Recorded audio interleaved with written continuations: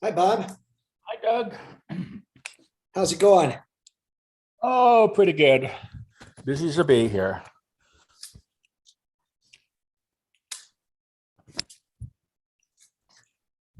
I saw an ambulance and a fire truck this morning at 7 o'clock in front of the welcome desk. I was wondering possibly who had to be taken to the hospital. I don't know. We can always find out. Sometimes we have spies out that direction. Somebody said Barbara Fenters she was talking to Ellen that she had a difficult night last night, and I don't know if she had to go to the hospital Oh, to really? get medical help or not. Well, haven't heard.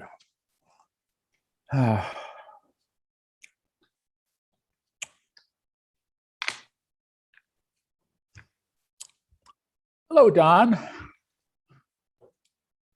You're muted. I was going to ask you, did you see that letter that came out by the Anaheim Planning Commission or whatever it was about trying to make this whole area of a Disney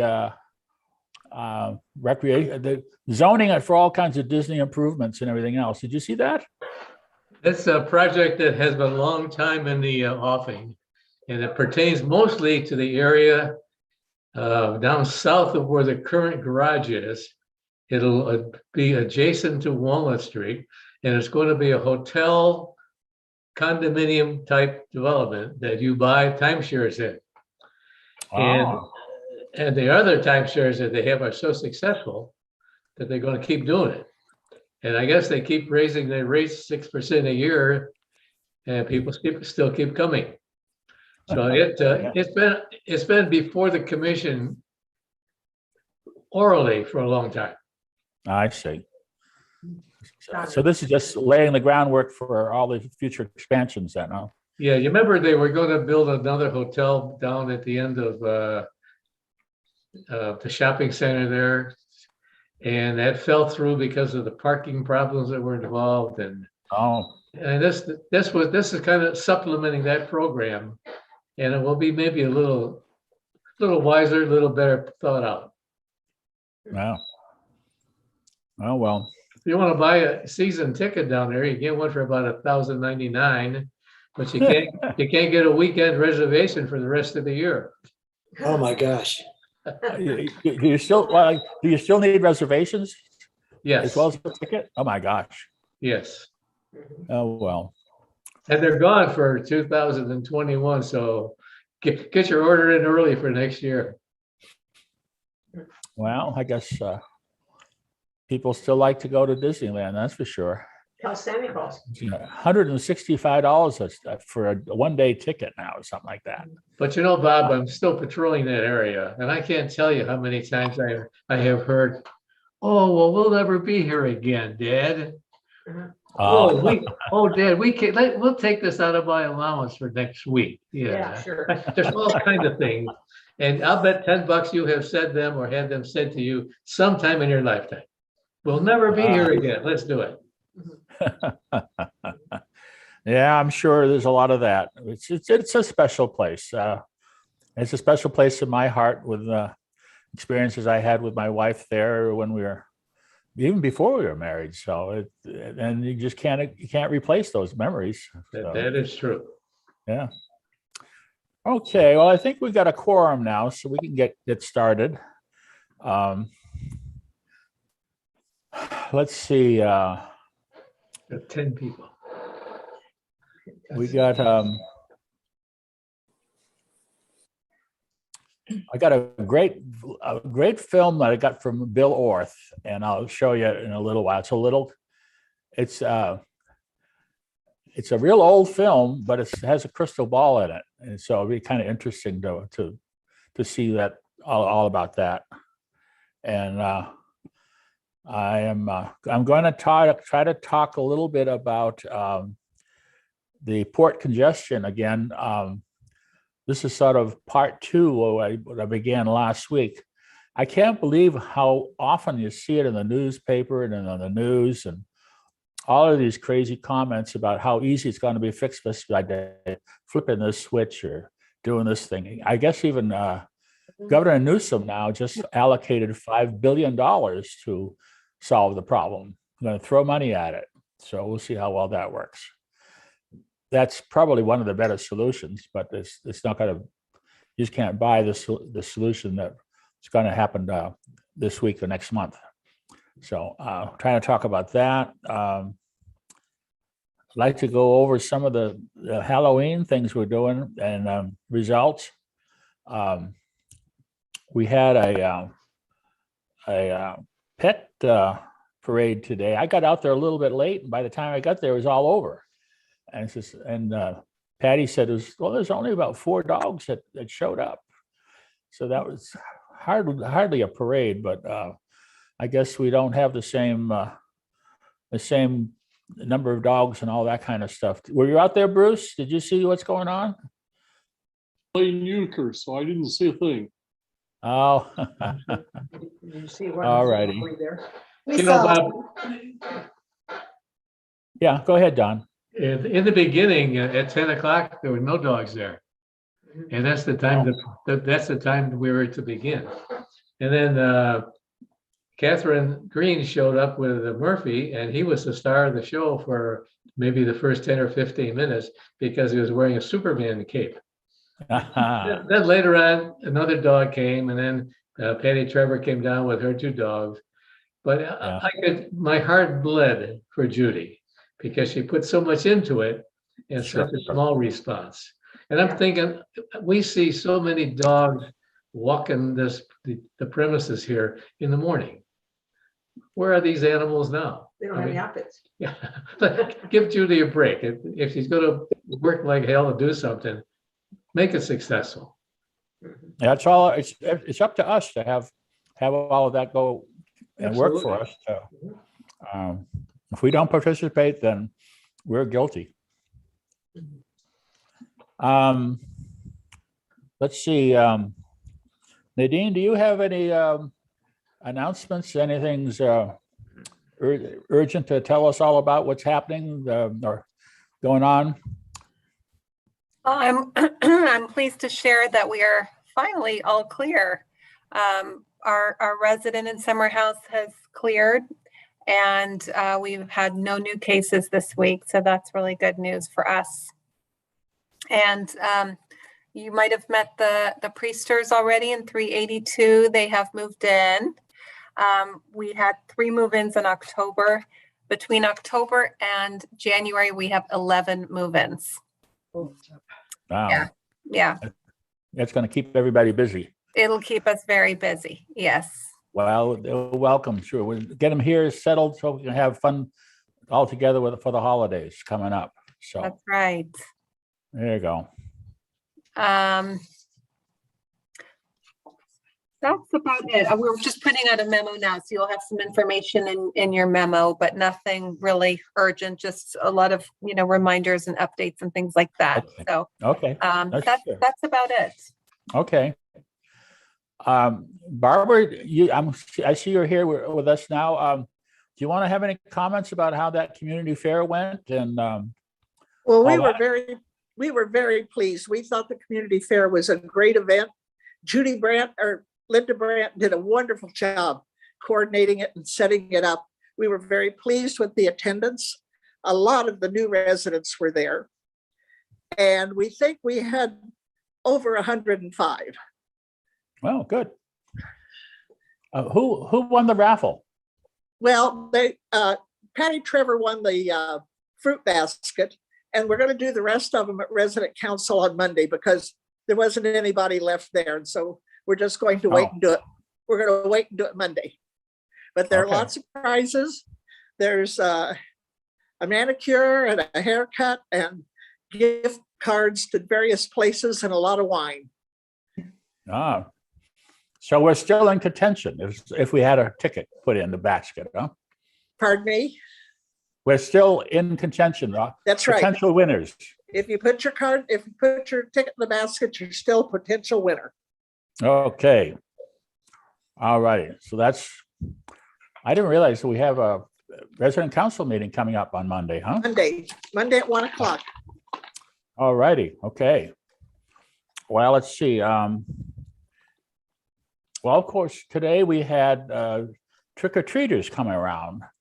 And I don't know if you've seen the trick-or-treaters here, but let me show you what the trick-or-treaters look like. Oh, darn it.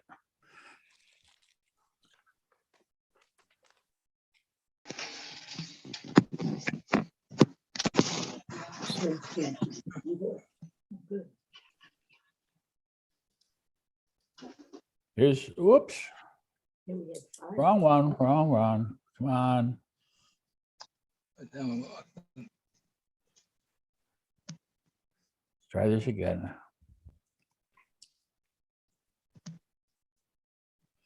It's not working right here. Let's try it the other way.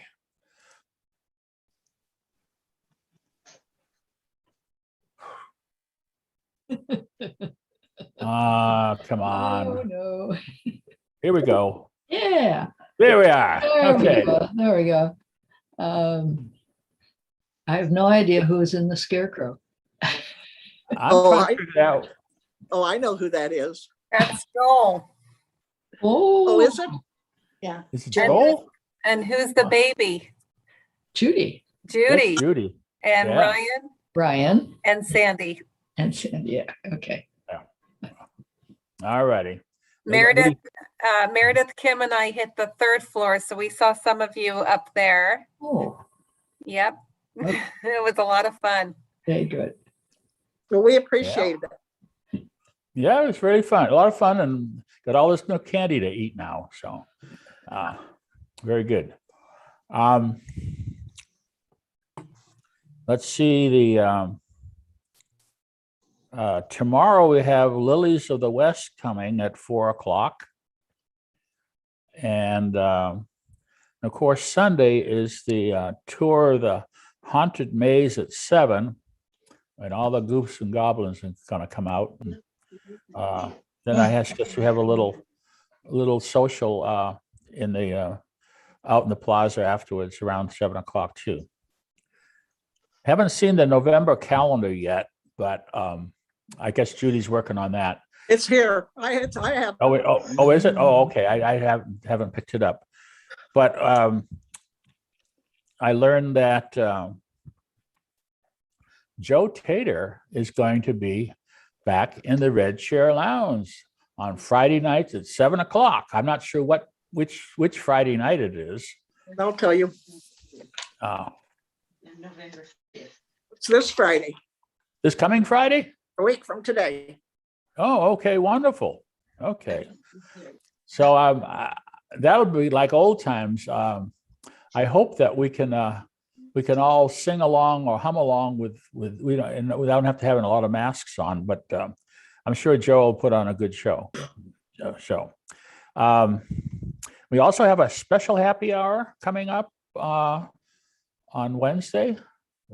I don't remember which that one was, but I didn't pick up the latest stuff on that. That's Wednesday. So, And then there's okay. another one on the 17th. Okay. Very good. And then Michelle has this big thing on the library, virtual tour for the LA Library on Monday, the 8th, right? Is that Michelle, right? Yes, I do. And I think that maybe some people, not everybody knows that it's also possible to do one part of it. If you just want to do the presentation itself, you can. If you prefer not to do a library card or prefer to only do a library card, you can do that. You can, the lunch is optional. So you can pay a point for it or not have a lunch. So it's like that and it's all set to go. Sounds good. Good.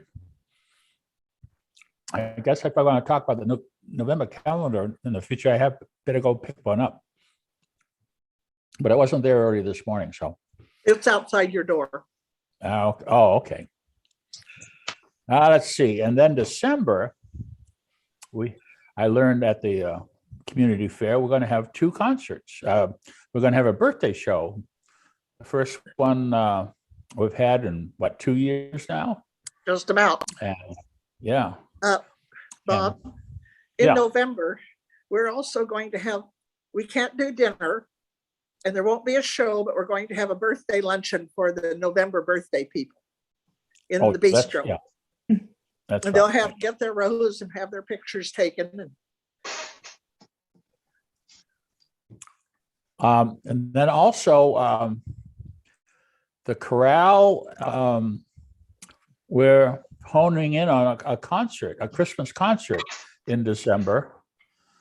And Judy, you want to give any details on that? Is it the, it's on a Saturday instead of a Sunday? Is that No, we're right? always on Saturday and usually we're Oh. 3:00, but this time we will do both 1:00 and 3:00 in order to handle the large crowd that we usually have. And we're very excited to have permission to put the concert on. And outside guests will not be invited this time, at least at Oh. this time, unless anything changes. And there will also be a chime concert in the early, on a Tuesday in December. Second Tuesday in, Oh, there you are, Dee. Okay, I think it's the 12th. the 12th. Good. Okay. Do you know if the birthday show is going to be open for visitors and family? I No, doubt it. not outsiders. None? Well, okay. So that's a shame. That's where it's nice to show off all the wonderful things we do here. And can't really do that without, I guess, maybe taking pictures and sending them out, but whatever. It's nice to get to do all these things anyhow, even if we can't share them all the time, but we'll do some of that stuff. Okay, so I'm going to show you. This is a interesting film that Bill Orth sent me, and let's see. I gotta be careful how I do this again. So.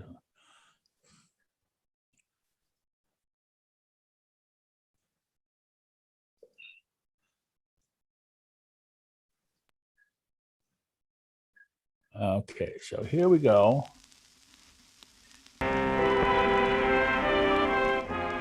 When you think of the future, you likely envision the remarkable technologies that you've seen in comic books and films. You may begin to picture flying cars, trains driven by electromagnets, or household robots that will see to your every need. Now this is a While modern 1956. scientists agree that many of these inventions are either unlikely or unnecessary, it may surprise you to learn what the future could actually hold. Imagine being able to share your thoughts with millions of people at once, simply by typing them on a keyboard and sending them through the air. Think of what life will be like when all of the many fixtures of an office, including a typewriter and an entire Rolodex, can fit within a device smaller than a loaf of bread. Consider the vacation plans you could make when a single trip on an airplane is all that's needed to visit anywhere on Earth. Yes, the future certainly looks bright, but it isn't without its darker sides. According to some predictions, obesity will likely run rampant, and political corruption will become so commonplace as to be accepted. People with nothing entertaining or informative to say will broadcast their demands for attention, and once beloved performers will become pushers of snake oil. Perhaps worst of all will be the emergence of a deadly and potentially devastating disease. Think of the last time that you contracted influenza. You were likely bedridden for days, having no appetite or desire to play games. Experts predict that by the year 2020, a new virus will rise, spreading from somewhere in Asia to the rest of the world. And with international travel being available to even the most common citizen, a sickness which would have been contained in years past will quickly spread to all corners of the globe. Isn't that something? Hmm. Who would have thought, you know? They could have shot, that was in 1956 that was made. So they had a pretty good crystal ball. So let's see. I wanted to talk a little bit about the internet services, and I'm still working on my report, putting stuff together and trying to make some sense of the returns I have. I've still only got just barely 70% returns from all the people here. And if you want to turn one in, that's fine, but I'm not going to, after a while, I'm just going to cut it off and say we'll go with what we have. I'm still trying to make sense of stuff. But I did want to show you, part of the problem was, the reason we're doing this survey in the first place, because people are having problems. But a problem is sort of a very soft kind of thing. So I figured, well, we should talk about how do we figure out if we really have a problem. So if you're using the internet for either Wi-Fi or if you're wired to the faceplate here with an Ethernet cable, and things aren't working on your computer, there's several steps you should probably go through to figure out if it's your problem or it's the internet's problem. The first one, of course, like most computers, if they don't work right away, reboot. Restart the computers, give it a fresh start so it gets all its little parts working in order again. And then you might want to try using a little program that I've used for years called Speed Test. And what Speed Test allows you to do to see if you have an internet connection and how fast it's running. So let me show you a little bit about Speed Test. If I can find it here.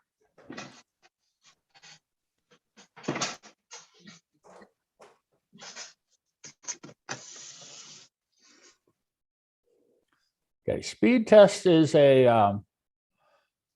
an app that runs either on your in your browser, or you can download it and have it on your machine, whether it's a phone, an iPad, or a computer.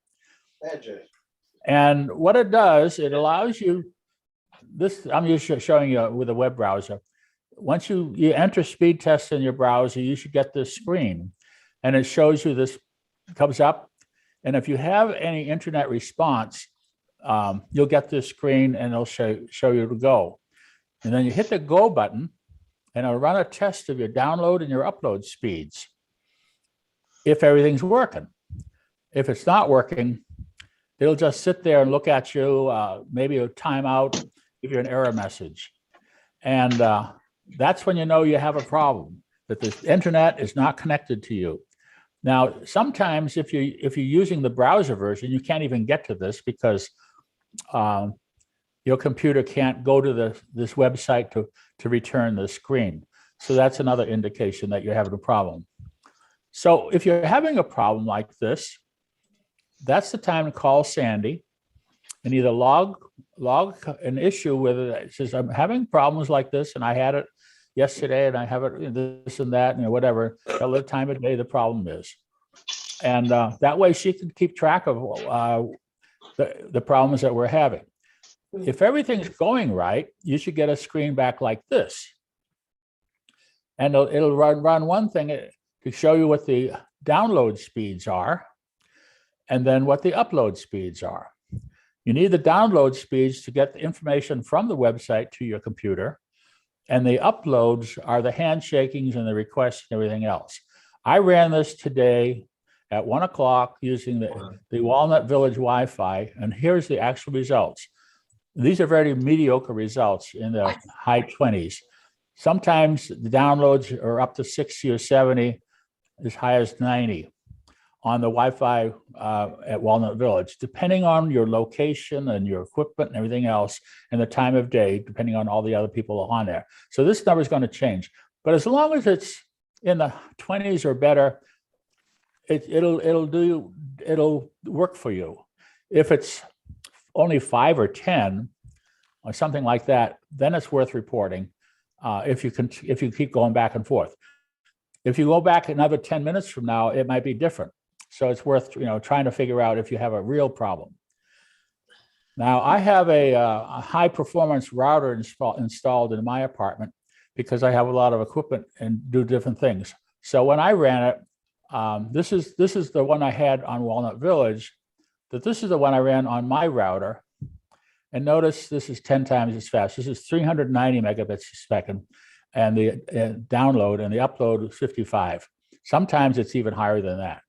So this one gives me a lot of performance, and every once in a while I'll still have problems because I have to go back and reboot my router.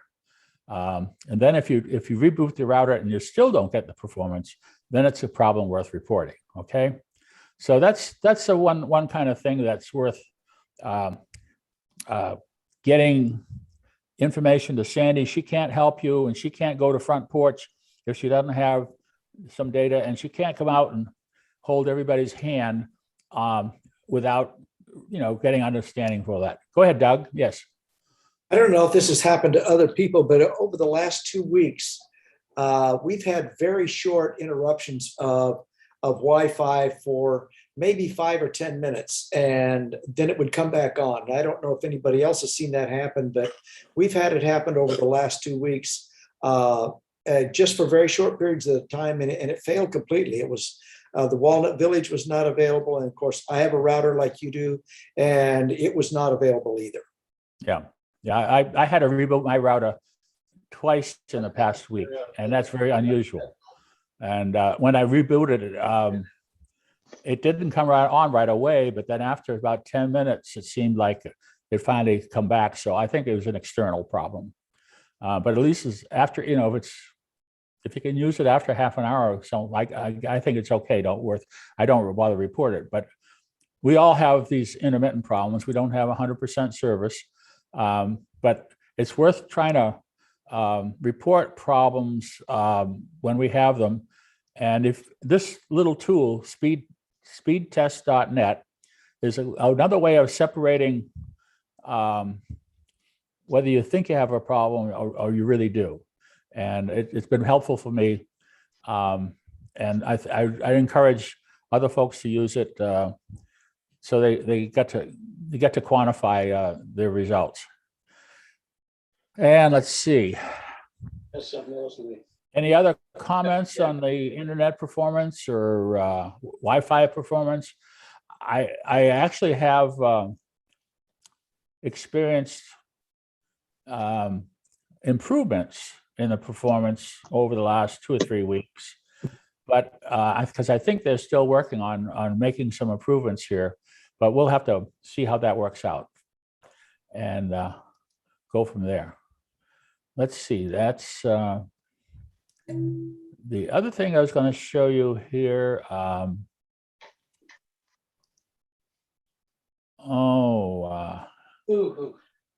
Let's see.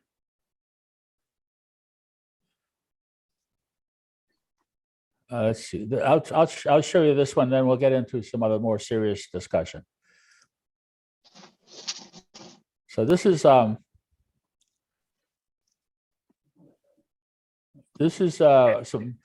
signs you see on the roadside stand. This is up in Indian Hills community. I'm not sure where that is.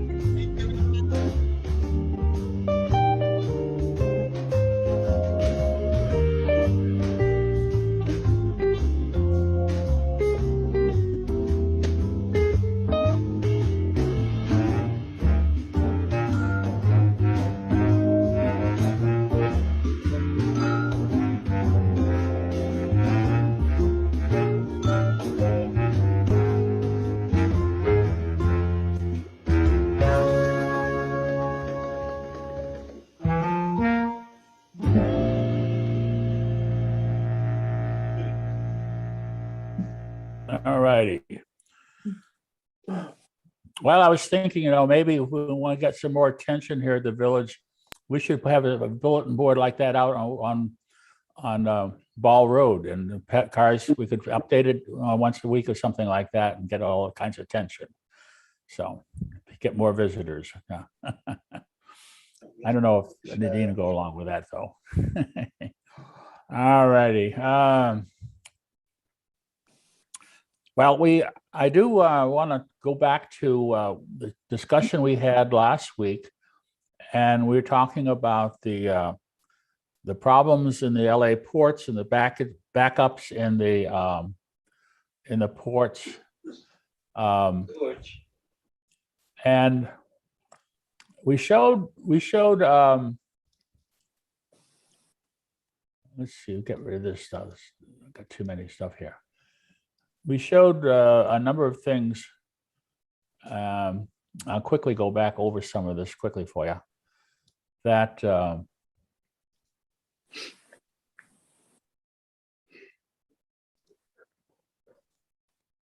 we have all these ships coming in, and they're just laden with all these containers, many thousand containers aboard each ship. Each container is 40 feet long, and it used to take a few days to unload the container ships. Now it's taking a couple of weeks, and because of all the increased traffic, because the disruption that COVID had in the supply, people are trying to make up for it now, and now we're having even these huge ship lines with all these large cranes trying to service these trucks, and they just can't keep up with it, because you can see there's an awful lot of manipulation that has to go on between getting the right containers onto the right truck, going in the right direction, and have these trucks empty off their containers, and then taking these containers that are this is for imports, and then for exports, they got to get these containers over on the ship to fill up the holes made by the other containers, so the ship is balanced out and doesn't tip over when in heavy weather or something like that. So because the containers contribute quite to a large part to the ballast of the ship. So it's a very complex operation. Here's one of the gantry cranes putting a container aboard a truck, but this most of the time you don't take a container off a ship and put it directly on a truck. Most of the time they go from the ship to a storage area in the yard, and then they have different kinds of vehicles running around, moving these containers back and forth, rearranging them and all that kind of stuff. And then they got stacked up real high. And so you have this whole yard full of containers, and it's a hodgepodge of trying to keep track of where the containers are, whether they're full or empty, and that kind of thing. So I was trying to show that in this diagram, where we have the terminals unloading the ships, all this stuff happening in the yard, the trucks trying to bring in containers and dumping them also in the yard and picking up other containers. And then the trucks doing their thing, trying to deliver them to the warehouses, and the warehouses have to get the containers and give them back an empty one with the chassis on it, so they can go back, and the trucks can then take the other ones back and get them refilled. And you have shortages. You don't have a lot of berths. You don't have a lot of space for the containers. We have a shortage of the chassis. There's not enough drivers to go around, all the kinds of stuff. And we're not using their time very effectively because they're waiting in line for this and that. And they can only drive so many hours, 11 or 12 hours a day or something like that. And the chassis are short. And then the whole process of how we schedule these things for dropping off a load and picking up one is really messed up. So I came across a video that I thought might be worthwhile. And let me see if I can show you this and it give you a better feeling for the complexity of it. And then how, by using automation, we can solve some of these problems. It gives you a hint of it anyhow. Containers stacked like building blocks. But what are the processes of container ports like this?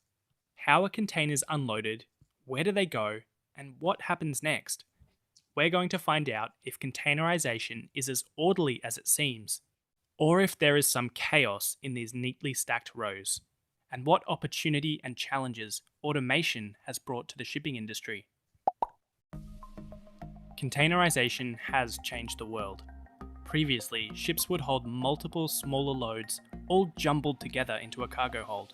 Now the sorting of cargo into containers is done before the cargo is loaded. This allows ships to have greater efficiency when loading and unloading cargo. But it has also brought new challenges for organization, as gigantic ships dock in large ports and need to unload hundreds or thousands of containers at a time. Container terminals are hubs of intermodal transport. That means that containers are switching modes of transport from a ship, which travels on the sea, to either road or rail. Containers can also be moved by air, but this is not usually the focus of container ports. Switching modes of transport is not quite as simple as loading a cargo container from a ship onto a truck. Multiple steps and organizational challenges are involved before the container rolls out of the freight yard. First, the container must be unloaded from the ship. This is achieved with huge gantry cranes that are able to lift the several tons of container and its cargo. Cranes can be hinged to allow for passage of large ships beneath, or can be fixed to reduce airspace being taken up. Cranes connect to containers by their corner fittings, which, like most other parts of a container, are standardized throughout the world by the International Organization for Standardization. Another international standard is the unique identifier number, which helps to keep track of each container. The containers are typically loaded onto terminal tractors. These funny look. Those are actually automated little dollies, and they're prevalent in Europe, like but not to move containers. They're around. not prevalent in Long Beach has a pilot program using these, but LA Harbor, they don't want them because automation is against the longshoremen unions and all that are against automation. Storage yard and onto trucks and trains. There are several options for machinery. Two of the most interesting are reach stackers and rubber tire gantries. Rubber tire gantries have wheels and are cranes that are able to... These gantry cranes are common, and notice as tall as they are, they can go up into stacks that are 3 containers high. Well, now when they start stacking them 5 and 6 and 7 high, they can't use these gantry cranes anymore. Fully straddle containers. Larger versions may run on tracks rather than tires and can straddle multiple rows of containers. Reach stackers have a long arm that can easily be used to stack containers several rows deep, or to negotiate them onto semi-trailers and rail cars. Every step of the process described so far has the capacity to be fully or semi-automated. And in fact, at some of the terminals at the port of Rotterdam in the Netherlands, they all are, at least partially. At this port, a crane operator remotely operates the gantry crane via computer software that unloads containers from a ship. The container is loaded onto a fully automated terminal truck, which drives it to the storage area to be unloaded by an automated stacker crane. This is one area where logical planning, augmented by computers, can provide a huge benefit. Knowing exactly what date and time a container needs to be picked up, a computer can plan the most efficient way to stack containers. This ensures the container isn't buried too deep in the stacks when it comes time to leave the yard, reducing the number of operations required to access the required container. There are still some storage yards around the world that use a paper-based tracking system. For some of these yards, this means that containers are simply stacked according to when they are brought into the storage yard, so that when the time comes to take them out again, they might be at the bottom of a stack of containers. Like many other industries, computerized automation provides some unique benefits over human operation, such as accuracy of repetitive tasks and logical planning of efficient processes, until something goes wrong and many hours are spent trying to troubleshoot and fix the issue. For now at least, humans maintain the advantage of adaptability over fully automated machines. Automating a container port is very expensive, but ports implementing this technology hope to gain benefits such as increased productivity and increased safety. Of course, even at ports where automation exists, humans are still employed to oversee and maintain the machines and rectify problems as they arise. As automation continues, concerns about job losses are always on the forefront of debate. There is also the real cost to society, with a smaller income tax revenue stream to fund things like roads and rail, the very things the transport industry relies on. Ideas have been put forward for a robot tax to help subsidize this loss. However these problems are dealt with in the future, it's clear for now that the inevitable march of the machines will continue. Perhaps the solution lies balanced somewhere in the middle, with human operators and overseers able to quickly adapt to unforeseen problems, but with machines performing dangerous tasks for us, and with organizational systems augmented by computerized calculations. So you can see the potential with the adding automation and taking a lot of the can't control manual your thinking. music here.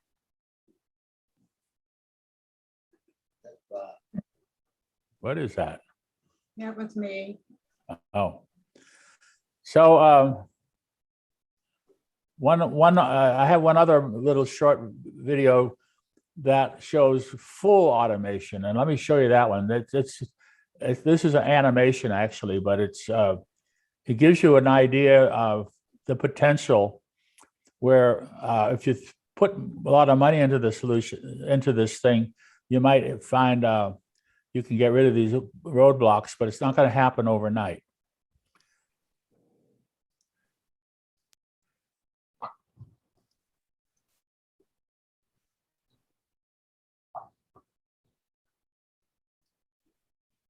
You should go to bed. Yeah, I'm tired. Didn't sleep all morning. Thinking about death certificates. You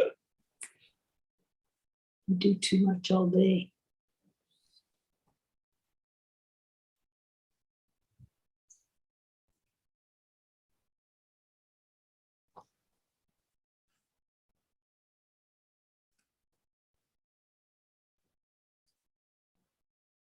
So the computer's in charge of everything here. Wow.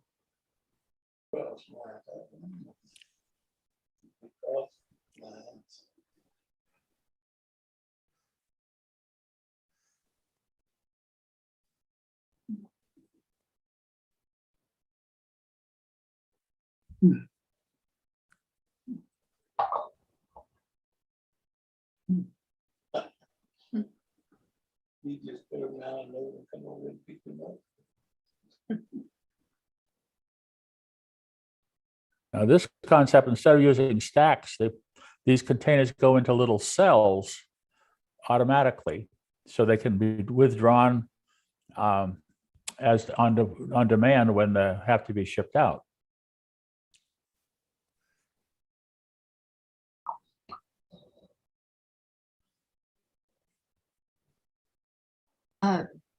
Bob, today I read a few lines of an article that said that the problem somebody had come up with a great solution, and that's the reason people like the governor were putting cash in it, just for the immediate boondoggle.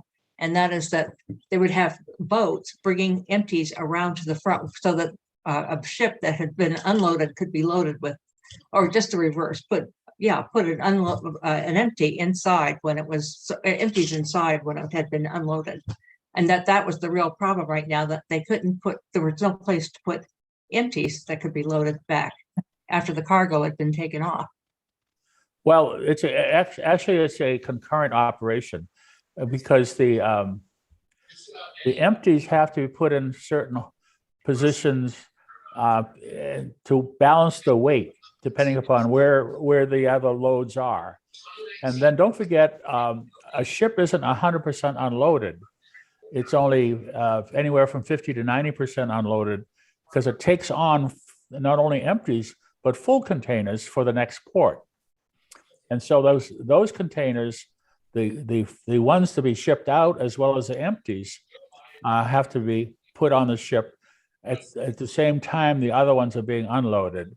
So that makes it really complex, and you can't do all one and then all the other.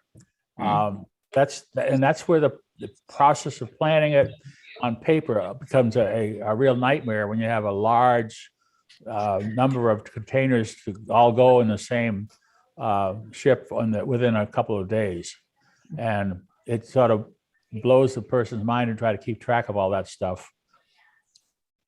And the ports are trying to automate some of this, but very piecemeal. And there's a lot of different interests involved, and of course, money and everything else. And some of the folks in charge is not being honest. They're saying, "Oh, everything's okay with me," because their jobs are very political. So it's a shame that there's no team spirit, that they all want to work for the same objective and get the job done work as a team. They're more or less fighting each other. But anyhow, this is just an illustration of using automation a lot more. Well, all of that handling in the port, and this is probably more possible in Europe than it is here in the States because of the strong union influence. So let me stop this here and move on here. So it's discouraging, but like I said before, I heard today that Gavin Newsom's allocating $5 billion from state funds to try to help the ports. But I don't know if they actually have a long-term plan or just going to throw money at the solution, and the greedy people are going to grab what they can out of it, and who knows how it's going to be spent. You can see that this is a very complex operation and requires several plans all fitted together. And who knows how that's all going to work together. So let's see. Anybody else got any stories they want to tell? Yeah, Go ahead, Don. Yeah. The part of the solution here, buy American. Well, that's true. That's true. If we didn't have all that, but we still need ships to sell the American goods to the other countries too. Right now, there's probably 3 times as much coming imported as $3 worth of imports versus $1 of exports right now. And that's reflected in the number of empties going out on the ship as opposed to full ones. But you can't really say don't buy goods, because the whole economy is based upon a consumer spending money on goods that keep the factories busy and keep people employed and allow us to put some money in the bank and live at Walnut Village. So we need to have good commerce, but we need to keep it in balance. And things have got a little out of whack right now because of the pandemic. Created a lot of ripples in the supply chain, and they haven't figured out how to smooth all that stuff out yet. So let's see. I have, oh, I know, I can show you. I can always get another smile out of you by showing you some fun stuff here. So here's some funnies. Come on. Geez, look at the stuff he has on there. So here's a young wife saying, now that we're married, you can get rid of those golf clubs. And he says, you're starting to sound like my ex-wife. And she says, I didn't know you were previously married. And he says, I wasn't. All right. Here's another wifey joke. My wife didn't order anything from Amazon yesterday. So the UPS guy knocked on the door to see if we were okay.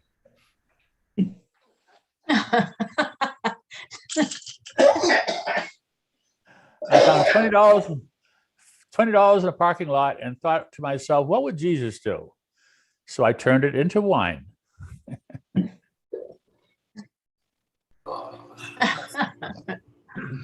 guys are getting slow. When you spend $32 million on your grandson's wedding, and his wife starts bitching about you to Oprah, and says, "Oh, that's sort of a slide. I don't like that one." Here we go. And his is a place. It's reserved for green vehicles, so there's a green truck parked there. So that's a new green joke. Got up at 5 a.m., 8-kilometer run completed, came back, prepared a vegetable smoothie for breakfast, and don't remember the rest of the dream. Good boy. Viagra for women. Oh, that's the Julie store across the street. That was sexist. Oh, my therapist said have half a glass of water in front of me. He asked if I was an optimist or a pessimist. So I drank the water and told him I was a problem solver. So that's a good idea. Who'd have thought we'd be smoking weed at a family gathering, but the illegal part would be the family gathering? That's good. And for the Germans, this is why they don't play Scrabble.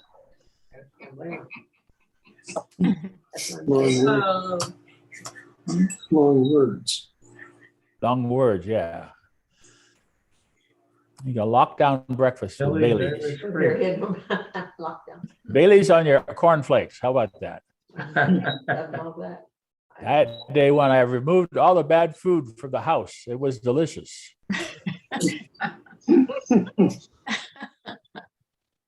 14 muscles are activated when you open a bottle of wine.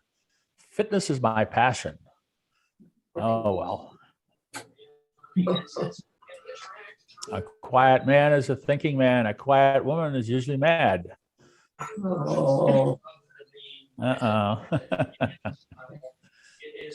Well, let's see. Hey, go ahead, Don, go ahead. With a little levity out of the way, I just want to say something kind of serious. With the reopening of Disneyland in the resort area, there has been a resurgence of drug activity in this neighborhood. Prostitution in the neighborhood from Harbor Boulevard to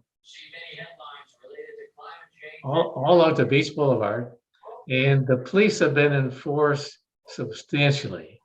And through simple traffic stops, have uncovered multiple units of drugs, multiple illegal guns, and multiple felons handling all this stuff. Are you talking to me, Michelle? No, I'm not saying anything. I didn't say a thing. Oh, What are you hearing? What I'm thinking is that many of us in this community drive here and there, and we walk here and there, and we see things that maybe look suspicious to you. We have a special squad in this neighborhood who was attacking female trafficking. And we have young ladies there as young as 13 years old. I mean, that, in my opinion, is a tragedy. We have installed, the city has installed along Beach Boulevard a number of cameras that will flash intermittently. They are not there to measure your speed. They are not there to catch you in a crime. They're there to watch what's going on in the neighborhood. Now, these cameras have been extremely successful because one camera or 20 cameras can be monitored by one police officer sitting in the station. And he can direct traffic or on-beat cops to that scene. So if you see him, don't get nervous. But I would suggest to you that if you are seeing anything, I'm sure you've heard the expression, if you see something, say something. The city of Anaheim has a program that you can report anything that you think is out of the ordinary anonymously. If you dial 311, you'll be connected to the Public Works Department. You can explain to them why you were calling them, and you do not have to give your name. You do not have to give any identifying information, but they are thankful for the information they get from local citizens. Within 1/4 mile of this building, there are 18 STRs. What's that? STR is a short-term rental. People come here, they go to Disneyland, and they come here for, like Friday, Saturday, and Sunday or something of that nature. Yeah. Well, with those people coming here, we're getting the drug traffickers, we're getting the pimps, we're getting the people who you would not like to have as your neighbor. We're getting the parties, the language that you don't want to hear in your neighborhood. So please exercise your right to call 911, to call 311, explain what the problem is, and don't feel bad about being criticized or whatever, because it can be done anonymously. Thanks for listening. Thank you, Don. Yeah, it's surprising. You think that this is a very benign environment compared to, as well, East LA or south of Compton and all these other places are crazy. But we've got the same element here too. I guess Disneyland attracts all of that, and it's a shame. It's not just Disneyland, it's also the Anaheim Convention Center. Oh yeah, I suppose. And all of the major hotels that have conference facilities. Yeah. With the advent of technology, prostitutes don't need to have a house-to-house visit or a stand-on-the-corner visit. They all have their own email address. They all have their own cell phone. They all have their own whatever it takes to connect with somebody who wants to utilize something that they can offer. If you could see some of the young ladies were brought into the police station, 13, 14, 15, 16 years old. Well, to me, it tears my heart out because I'm not accustomed to that sort of activity. But it's money, money, money.